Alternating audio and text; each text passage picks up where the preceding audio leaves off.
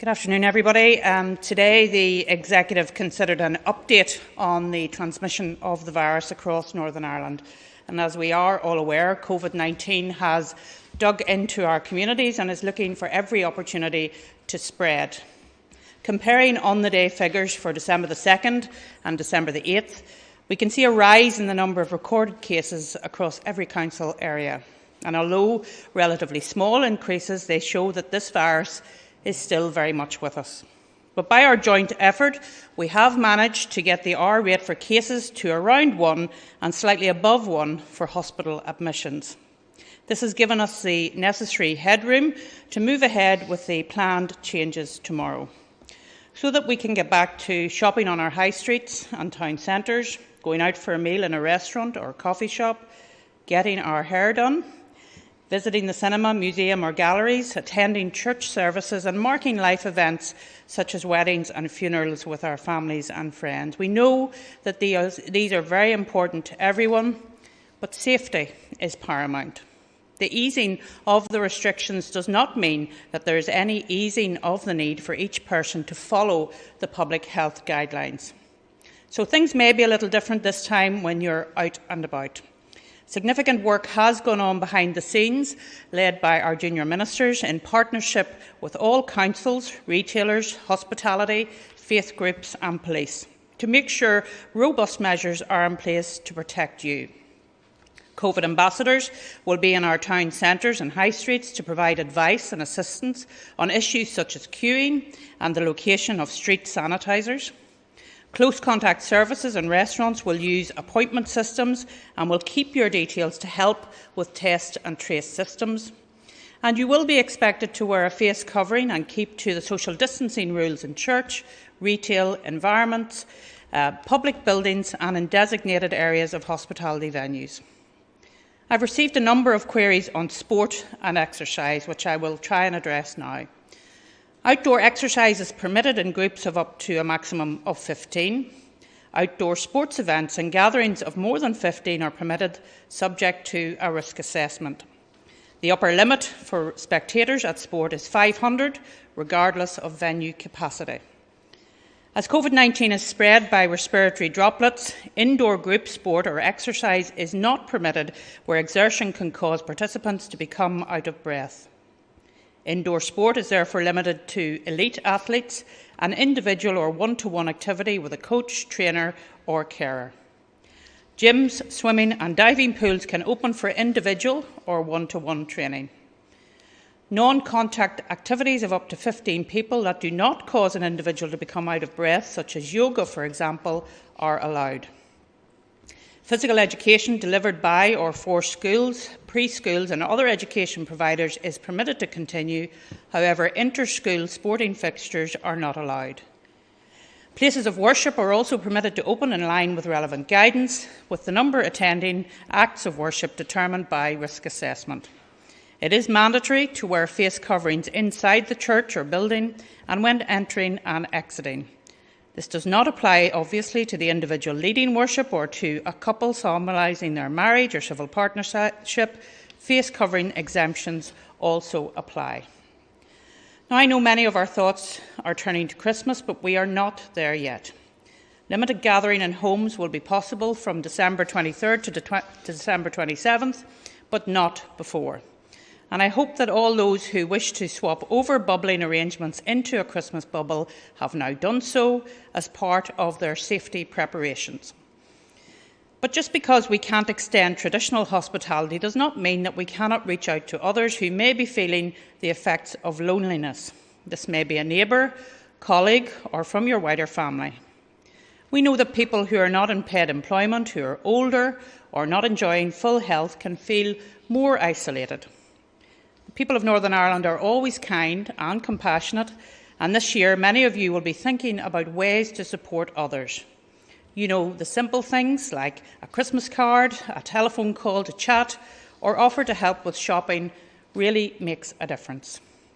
And for those who are finding life difficult, please know that there is help there for you, and I want to pay tribute to those charities and groups who provide practical help as well as a listening ear. And remember, organisations like Women's Aid, do not close their doors over Christmas.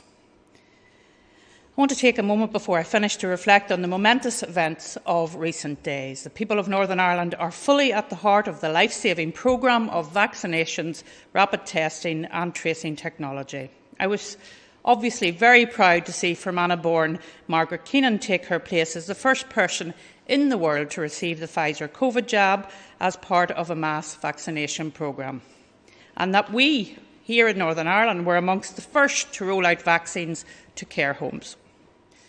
Queen's University is leading on a rapid testing programme which now involves all further education here and 2 Limavady schools. And our contract tracing programme, including the Stop COVID-19 app, is the envy of other jurisdictions. And these are world-leading achievements, and I want to pay tribute again to our healthcare workers, our scientists and academics, and to everyone who has stepped forward in the service of others. Thanks to them, we can now lift our eyes with hope to the horizon. We must keep going, but we must do so in the knowledge that things will get better. Over the next weeks and months, I ask you all to be sensible, make good choices and keep yourself and others safe. Michelle. Thanks, Arlene, and good afternoon to everybody.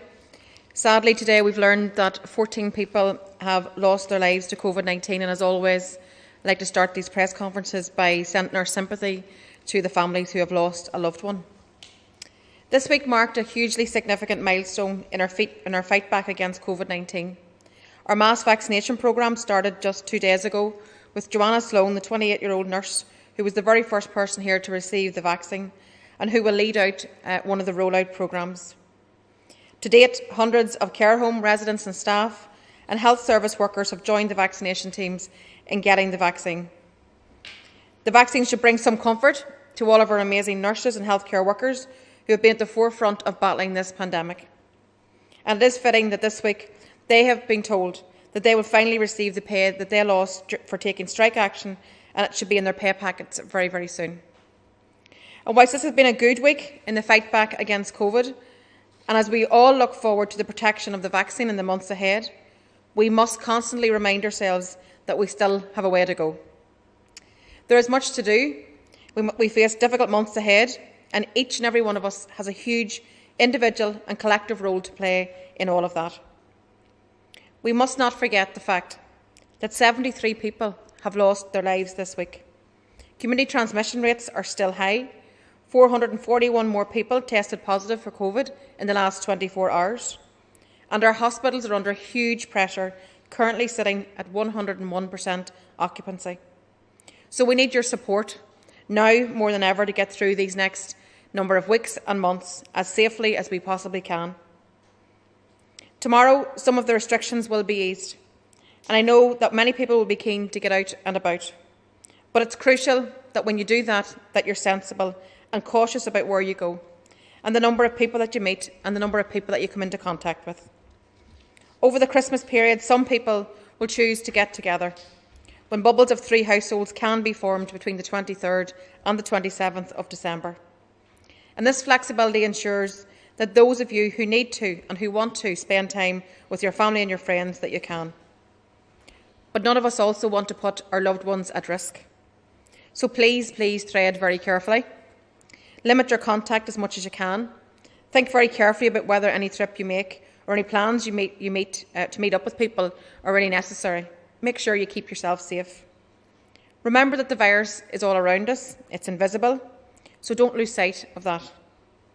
Small steps that we take can save lives. Keep a distance, wear a face covering, and keep washing your hands. And it's important to remember that if you do catch coronavirus in the run-up to Christmas, then you and those in your home will have to isolate over the festive season. If you have come into contact with someone who tests positive, then you'll also be required to isolate. These are situations that no one wants to happen. Isolation, loneliness and hardship is something that many people will face and can especially be felt over the Christmas period, even in normal times. So think about how you can help. Maybe get in touch with people who might be struggling, people who live on their own, by offering a helping hand whenever they need it. Today, the Communities Minister, Caroline Cullen, made a further £6.5 million available to address some of the financial and emotional hard pressures being faced by many in our community at this time. The Warm, Well Connected campaign will help those most in need to tackle loneliness and isolation, address financial hardship, support emotional well-being, get food to those who need it, and provide support to those who are experiencing period poverty. This pandemic has brought to the fore the very real hardship and suffering experienced by many day and daily. Tomorrow marks the end of 16 days of action against gender-based violence. It's a reminder to us all that for many women, domestic abuse is an everyday occurrence, that their home is not a safe place for them. For some, this abuse has worsened during the pandemic. There is no acceptable level of abuse in a home. It's not inevitable, and there is support available. No one should live in fear. So to those women, we want you to know that help is available. Please reach out to friends and to family or to the police. Make contact with the services offered in many local organisations that are there to support you. I met with some representatives of Women's Aid recently, and they are running an excellent campaign to remind women that they are not alone, no matter what your circumstances or what the restrictions are in place. If you or someone you know is experiencing abuse, please know that you are not alone and that services are available there to help and support you. Thank you.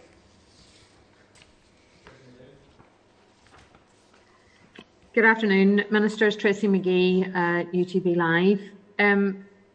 14 people have died today from COVID. As you say, the R number is sitting at 1. Our hospitals are sitting at capacity or just over capacity. So I'm wondering, what is the wisdom of unlocking at this time for 2 weeks and then allowing even more social contact the week following? Does that not risk or mean that there will have to be lockdown after Christmas at some time? Well, I think, Tracy, we've always tried to be as open as we can with people. And what we are going to say is this, that we haven't seen the impact of these last 2 weeks' restrictions. As you know, there's always a lag between restrictions and the impact that has on the R number, and then on hospital admissions, hospital inpatients and ICU numbers. And then the last thing that always changes is the number of deaths. So, of course, we are very disappointed to see the number of deaths this week. I think Michelle said it was 73. That's a big number. And therefore, when we look at these figures, it's important that we realise that that comes after 2 weeks when we were back out of restrictions again, and indeed there was quite a rush to the shops, you will recall, at that stage, and all of that went on. People have to realise that personal responsibility is the key issue here. And we have, you're right, made provision that people can get together over Christmas, but they should do so in a safe way. And just because we say you can doesn't mean that you have to as well, and that's very key. People need to have personal responsibility. They need to know that what they are doing in their own lives can have an impact on the wider community and indeed their own family and friends. So yes, we come out of restrictions tonight and into tomorrow morning, but we are keeping a very close eye on where the R number is at. We'll be looking at that again next week and the week after to see where we're going with restrictions. So the decision to lift some of the restrictions, and obviously it's not all restrictions, it's just some of the restrictions are being lifted tomorrow, is as a result of the conversation at the Executive, and it's supported by obviously the public health team. But as all these things, the whole way through the pandemic, we've always tried to get a balance between, protecting lives and protecting livelihoods. And we know how challenging this is for many people who've lost their jobs, many families that are struggling to put food on the table as a direct result of not having an income coming in. We know this is a very difficult situation for many people, so we're always trying to find that balanced way forward. But there is a lag period, so we do expect the R rate to come down further. There's been a number of clusters over the past number of weeks, which we believe has driven that up. Certainly that's the view of the Chief Scientific Advisor at the Executive today. But the next number of weeks are crucial. If people want to have a nice Christmas with their family, don't ruin it by being reckless in the next number of weeks. Be very, very careful and really think about your movements and whether or not you need to be out and about or not. So we would ask people to work with us. This is a very, still quite a fragile time in terms of dealing with COVID, the fact that it is so rife in society. So I would ask people just to be very, very careful in the next number of weeks. Can I ask you about Brexit? First Minister, you know that you've been ferociously attacked, the party has been ferociously attacked by Sir Reg MP, accusing the DUP of allowing a border in the Irish Sea. He's also called for resignations at a senior level. I'm wondering how you would answer that. And also, if I could hear from both of you about, do you believe that the Sinn Féin President, Mary Lou McDonald, says that she believes that there will be a border poll within this decade? Do you believe that what has happened under the Northern Ireland Protocol will increase the chances of that or not? Well, just to answer that, no, I don't. I believe that we have actually seen the strength of the Union this year in particular, particularly around the NHS, the extra finance that we've been able to have to help us to fight COVID-19 and to try and deal with recovery. And of course, we were the first country in the world to have a vaccine. So, no, I don't think that that is an issue. As for certain members of the Ulster Unionist Party, I honestly think that self-awareness is obviously not something that is existing within the Ulster Unionist Party, and they must think that we have all been hit with amnesia, because we all remember what happened back in 1998. I, in particular, remember what happened back in 1998 when Reg MP and others led the destruction of the RUC. He led the release of terrorist prisoners. He put into place non-accountable ministers, and some of those things we were able to fix in the St Andrews Agreement. Obviously, we couldn't fix the first two of those issues. But you see, when Parliament is sovereign and when a general election is called, as it was, and they took the decision to go ahead with the protocol and the withdrawal agreement, there are two options available, Tracy. You can either howl at the moon, which is clearly what the Ulster Unionist Party has decided to do, or you can actually stay on the pitch and fight.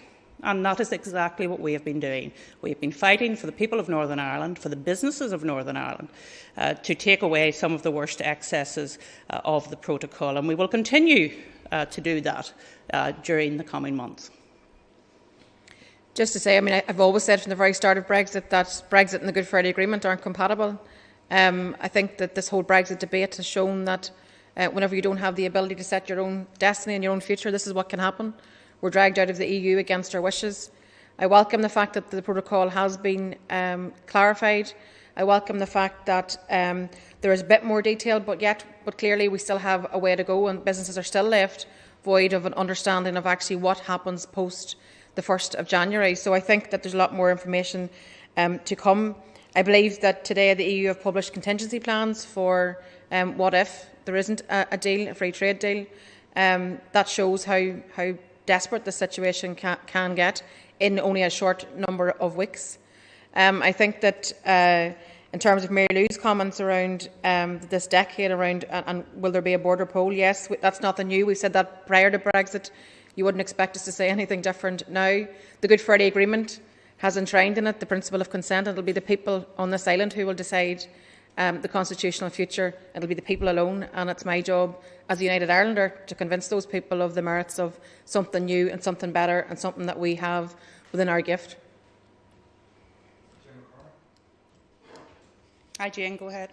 Afternoon, Ministers. Jane McCormack, BBC. Just something to pick up with you both. Do you regret forcing or allowing close contact services to open in that week in November and keeping everything open when we know now from the Chief Scientific Advisor that infection rates in that week rose by 25%? Wouldn't it have been better to keep things closed or keep everything closed until then? It would have put us in a better place. Well, first of all, let me say, Jane, there's no evidence that it was close contact service that caused the difficulties that there are.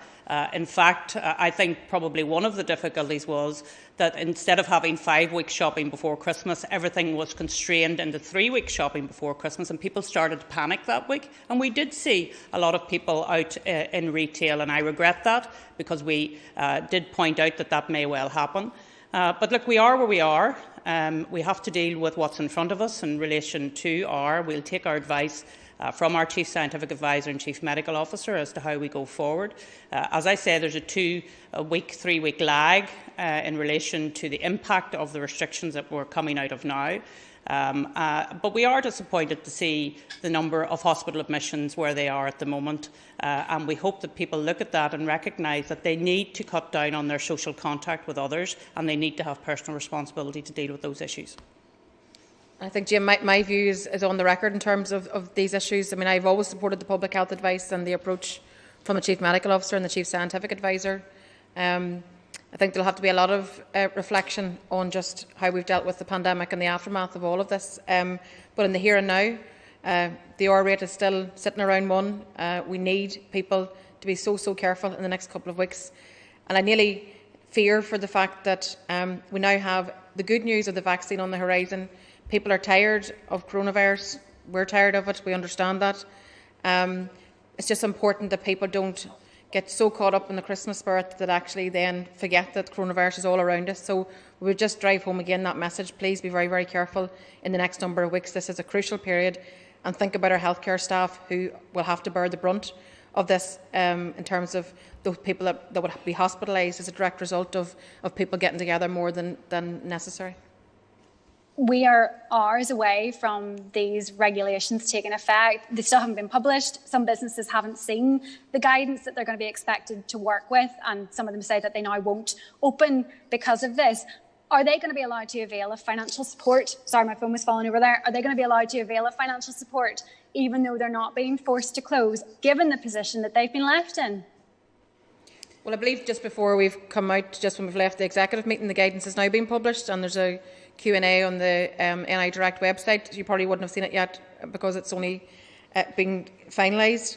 I think that in terms of supporting the industry, let me say, we know how difficult this has been for the hospitality sector because they have been the worst hit in terms of economically as a sector.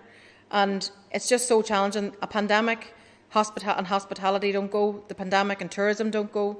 And I think that we have to be, we're very cognizant of the fact that that sector has been most impacted. We've tried to mitigate. We can't replace all the financial loss that businesses have experienced. I think it's a shame on the insurance industry who have not been forthcoming in supporting those businesses.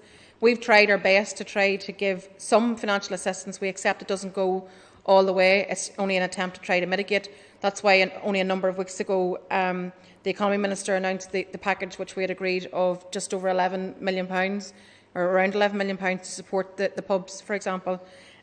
So we understand how challenging it is, and we'll continue to work with the industry, and we'll continue to work with individuals who are impacted. Okay. Afternoon, evening, ministers. You both referenced a number of times this afternoon about acting in line with public health advice. Just to be clear in regard to what's happening tomorrow, do the CMO and CSA specifically endorse what is happening tomorrow, or have they in any way cautioned against these relaxations? No, we had a very full and open discussion last Thursday. You will recall we then came up and announced, because we wanted to give people advance notice of what was happening, not least those traditional pubs who were not unfortunately going to be able to open because of the restrictions. So no, we have had a full discussion with the Chief Medical Officer, with the Chief Scientific Advisor, but David, they have always made it very clear to the whole executive that if they have a particular concern, they will bring it to the executive and to our attention. And we had that discussion again today, and there was no suggestion that we should not proceed with lifting the restrictions tonight. I think that covers it. Yep.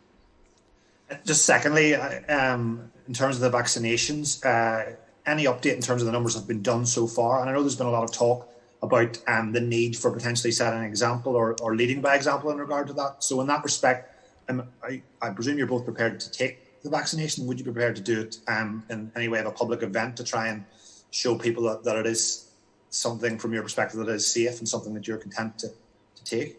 Oh, I think absolutely. If somebody wants to watch me getting a needle stuck in my arm, that's fine. I have no difficulty doing that. I will be taking the vaccination, David. Unfortunately, this year I turned 50, so I will be in that group of the over 50s when they get the vaccination. And I must say I'm very much looking forward to taking the vaccination to protect myself, my family and my friends and colleagues. And again, I'm more than happy to take the vaccination whenever it's my turn, and more than happy to do it in public, because I believe that this is the way through. This is the real way to fight back against COVID, and I'm absolutely 100% content to take it. Evening, Ministers. Nigel Gould, Downtown Radio and Cool FM.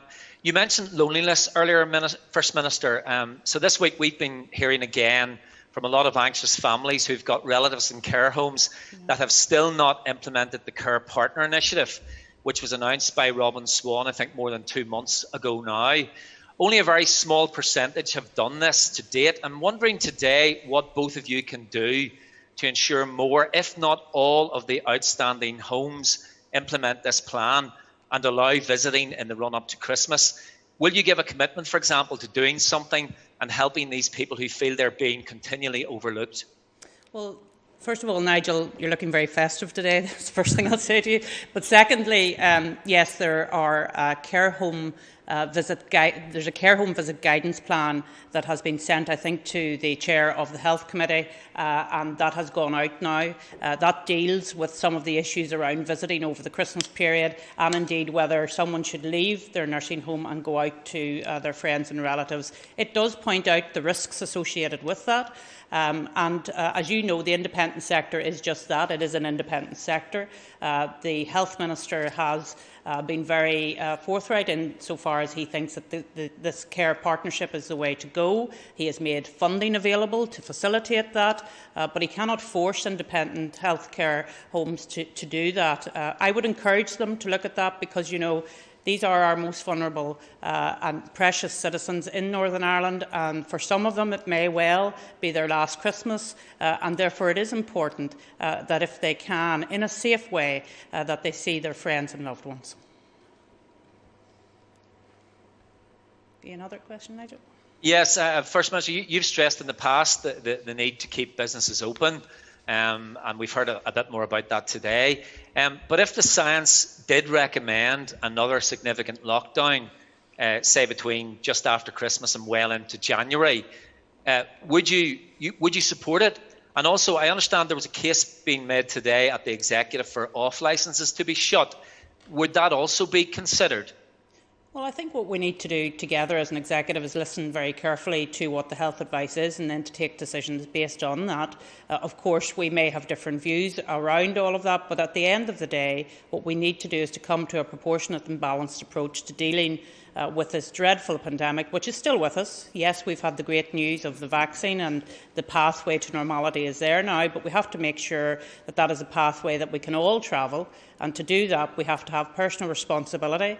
None of this is inevitable in terms of having more restrictions, but in order to make sure that that doesn't happen, people really, really do need to cut down on their social contacts and to try to help us to deal with this pandemic. I think we certainly need to have this conversation, and we intend to further that conversation at the Executive next week around what potentially our modelling suggests for what is coming at us, and certainly at the end of the year and into the new year. So we have to consider all these things as we always do in the round, factoring in the implications of people being out and about. So again, the message to the public is please follow the simple public health guidance around staying apart and washing your hands.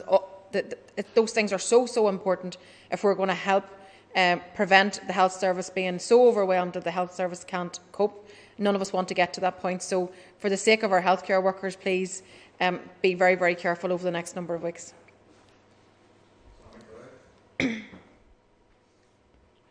First Minister, your councillor John Carson has made a host of lurid claims over many, many years, as you're very aware. He has been urging people to do all sorts of things. He urged members of your party to pray that one of your party colleagues would not get elected because she was gay. He's now spreading misinformation about the vaccine. That's something that could potentially cost people their lives. You're his leader. You haven't disciplined him. Is it that you don't want to discipline him for this, or is it that you're too weak to discipline him? And Michelle O'Neill, you're talking here about the importance of enforcing the rules. It's now more than 5 months since Bobby Story's funeral. Have you agreed a date yet to be interviewed by the police in relation to that? And if you haven't, who is messing around here? Is it you or is it the police? Let me say, Sam, you're also looking very festive today with your Christmas tree up in the background. But obviously John has made comments. I don't agree with them. I think he is wrong. And the position that I and the party have is that this vaccine is safe and that people should take it because it is our pathway to normality. And in terms of the internal discipline, as you would expect me to say, those matters will be dealt with internally within the party. But John's wrong, and he should reflect on that, because some of the things that he said are palpably not true.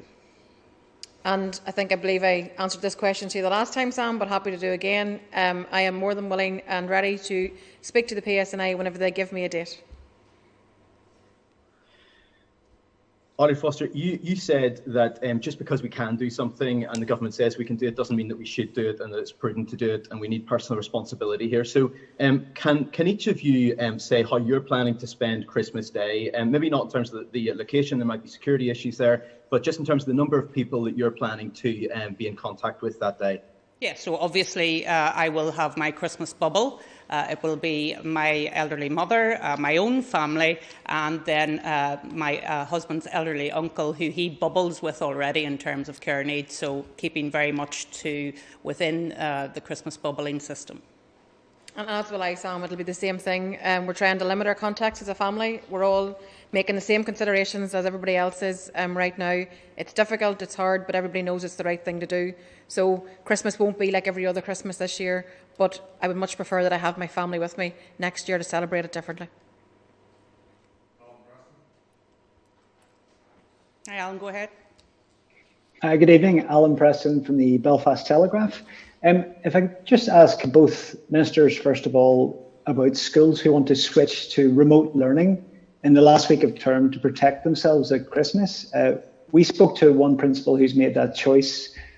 He had to self-isolate at half term after catching COVID. So would you have sympathy with his point of view? Yes, I mean, I certainly would have sympathy with him. I would certainly have sympathy with parents who want to keep their children in school. I think that, I can understand the concerns of both parents, the concerns of pupils, the concerns of the staff, all of the school staff, but the health and safety of pupils and staff must be paramount in any of the decision making around this. And I think that we all know that the first part of this pandemic, the start of this pandemic, undoubtedly disrupted the education of children and caused anxiety as well among many children. So I think that any decisions that are made in terms of schools and what schools do has to be based on the public health advice, the scientific advice, and informed by the rate of transmission at any given time. So I think that's the best way we can make decisions around this issue. So, Alan, we have obviously had a discussion around this. The Education Minister has been talking to CMO and the Chief Scientific Advisor. There is a concern that if children are not in the safety of school and in the routine of school, and if some of their parents have to continue to work, which of course is the reality, most parents do work, then what happens to those children if they get out of school early? Are they out and about in the community rather than being in their own homes or in schools? So I think there's a range of concerns here, and as always, it is a balanced judgment. And I think it is important that children do have as much of their education in school. Face-to-face teaching is, of course, the best way for education to be delivered, and that's why the Education Minister has made that decision. Thank you. And if I could also ask, how can we have confidence that enough people will stick to the rules whenever the current restrictions end? Another point that the Chief Scientific Officer made yesterday is that the data showed that less people than hoped for were sticking to the rules, even when the full restrictions were in place. So how confident are you people can be trusted to do the right thing? Well, look, I mean, here's the reality. When we look across the UK and we see what's happening in Wales as well as Scotland and England, and indeed in the Republic of Ireland as well, people are tired of COVID-19. They just want their life to go back to normal. And we're saying to them, now that the vaccine is here, the hope is very much there. We are on our pathway to normality, but we have to continue to recognise the rules and restrictions. And while some restrictions are lifted, the household restrictions are still in place. It's important that those are adhered to. And we're pleading with people to stick with us And we know we've looked at the behavioural piece in terms of what's been going on, not just in Northern Ireland but in other countries as well. And the longer that this goes on, the less adherence there is, and that is a real difficulty. And we're just saying to people, have personal responsibility for yourself, for your friends, for your family, so that we can get to the stage where we can keep everybody safe with the vaccination programme. And the only thing just to add to that would be to say to people, don't throw in the towel yet. It's not time. There is light at the end of the tunnel. There is a way through. The vaccine is here. It's started its rollout. And that's really, really important. That's brilliant news. It's really good news. But in the here and now, the virus is still among us. It's out there among our community, among our loved ones. Please protect yourself. Please protect your loved ones. Let's all try and have a healthy and a happy and a safe Christmas. And let's make sure that we don't put that pressure onto our healthcare workers who have been exhausted this year trying to help us all get through this period. Let's not lump any more pressure onto them by our actions over the next number of weeks.